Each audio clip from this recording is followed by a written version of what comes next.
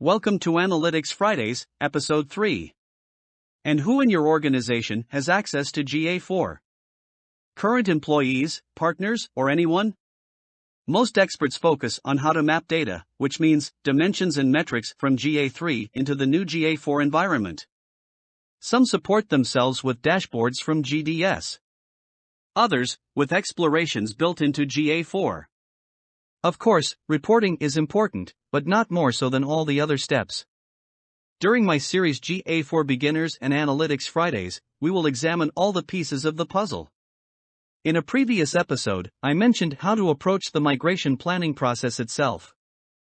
Using the Moscow methodology, you can easily analyze the current situation in GA3 and decide at this stage whether you want to replicate everything in the new environment, or whether something needs to be updated or discarded.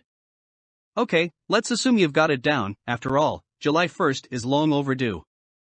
You have configured the GA4 service yourself, or with the help of the assistant, created a data stream and flown to GTM to configure events. Nice work. Now go back to the GA4 settings and check that everything is done there as it should be, mainly managing access to the service. In GA4, as in the previous version, you manage access by assigning roles.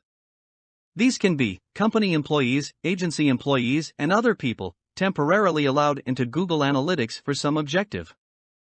It is a good idea, if you verify members in GA3, immediately remove access for people who no longer need it, and move the relevant people to GA4 by giving them the appropriate permissions, that is. Standard roles. Administrator. Has full control over the property. Editor. Can edit all data and settings in the property. Cannot manage users. Analyst. Can create and edit resources provided in the property, for example, information panels and annotations. Has all the rights of a reviewer. Reviewer. Can view data for reports and configuration settings in the property. None. No role has been assigned.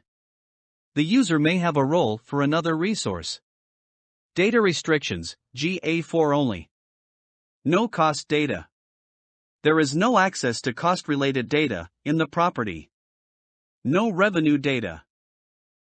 There is no access to revenue-related data in the property. Access management is one of the most common errors in GA3 property audits. Leaving access to resources to third parties carries a high risk of operating at the margins of the law. Don't wait, make a list and update it periodically.